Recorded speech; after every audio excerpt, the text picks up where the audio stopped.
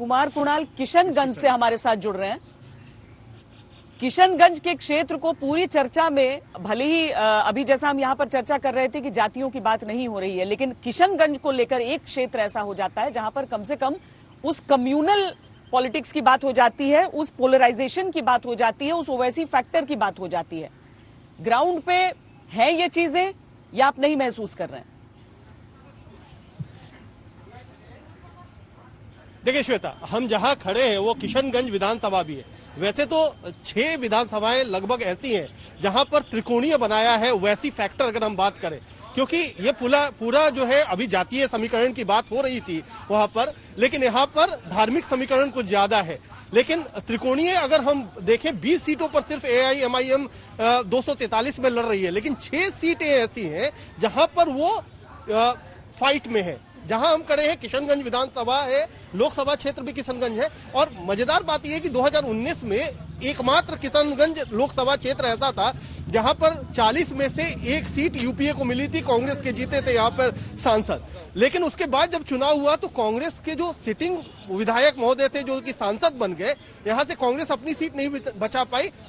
ओवैसी साहब की party MIM यहां से बाजी मार गई। कमरुल होदा है जो कि यहां से विधायक है। अब मजेदार बात यह है कि जब बात हर जगह चल रही है कि क्या महागठबंधन इस बार बड़ी जोर जबरदस्त वापसी की तैयारी में है, तो क्या जो उसका गढ़ है, कांग्रेस का गढ़ है, RJD का गढ़ है, क्या वहां पर ओवैसी एक अननोन एनिमी से, एक अननोन जो कि दुश्मन है, उससे क्या उसको बहुत बड़ी टकराव का सामना करना पड़ रहा है? भीड़ तो जुटाई है ओवैसी ने, और यही वजह है कि जो 6 हम कर रहे हैं, चाहे वो यहाँ पर किशनगंज हो, साथ में ठाकुरगंज सकता है, बहादुरगंज है, इसके अलावा जोकीहाट है, और भी 2-3 सीटें हैं जहां पर बहुत मजबूती से चुनाव लड़ रही है AIMIM और ओवैसी की पार्टी। और इसीलिए बात जो है जहां चर्चा होती है वहां पर त्रिकोणीय तो बना ही नहीं है, बात भी करें, खासतौर पर युवा बात कर रहे हैं, क्योंकि ये सबसे पिछड़ा इलाका है बिहार का। और यहाँ पर लोग कहते हैं कि हमने लगातार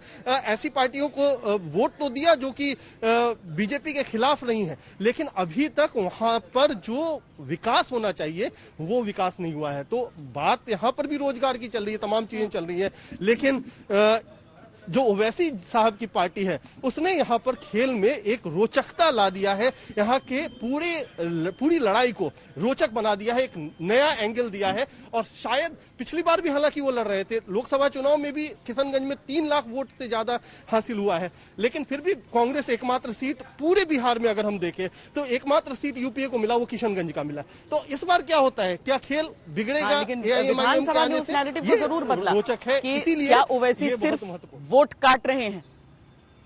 सुजीत जी, देखिए, अभी जो बिहार के मुद्दे हैं वो, जैसे कि अमरनाथ भी बता रहे थे, बेरोजगारी, रोजगार का मामला है। तो काफी संख्या में लोग, खास तौर पर कोरोना में और ये लॉकडाउन की वजह से जो लोग बिहार लौटे हैं, और वो जो इलाका, जिस इलाके में अभी ये चुनाव हो रहे हैं, उस इलाके में भारी मात्रा में खासतौर पर कोसी क्षेत्र के जो मजदूर हैं उनको काफी कष्ट में लौटना पड़ा। हाँ। तो निश्चित रूप से एक बेरोजगारी बहुत नहीं, पर किशनगंज वाले किशनगंज की बात कर रहा हूँ।